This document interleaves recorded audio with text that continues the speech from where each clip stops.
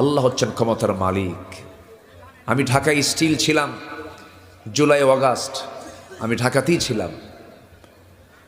একটা মানুষ জীবনকে বিলিয়ে দেবার মানসিকতা তখনই আনতে পারে যখন তারপর আল্লাহর সাহায্য আসে। জাতির দিলের ভিতরে চুল পরিমাণ মৃত্যুর কোনো ভয় ছিল না। মরবো কি বাঁচবো এটা পরে, আগে স্বৈরাচার নিপাত যাক, ঠিক কিনা? ফ্যাসিস্ট বিদায় হয়ে যাক। কি পরিমাণ মানুষের ক্ষোভ, যারা সচক্ষে দেখেছেন তারাই বুঝতে পারবেন। এই ছাত্র বৈষম্য আন্দোলনের যারা নেতা, এদের সিনার ভিতরে যে আল্লাহ তাআলা যে সাহস জুগিয়ে দিয়েছেন, এতে কারো কি অবদান ছিল? এই সাহস যোগানোর অবদান কার?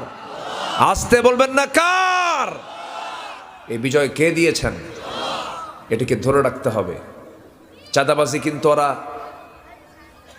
এত চাঁদাবাজি করেছে, সন্ত্রাসী করেছে, গুম খুন হত্যা করেছে, এটার জন্য পুনরাবৃত্তি আর না হয়।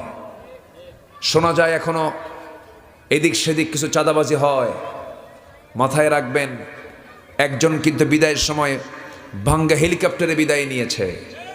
আবার এগুলো শুরু হলে কিন্তু ভাঙ্গা হেলিকপ্টারও পাবেন না, ঠিক কিনা? এই জন্য আমরা ইতিহাস থেকে শিক্ষা নেব। জোরে বলি ইনশাআল্লাহ, আরো জোরে বলি ইনশাআল্লাহ।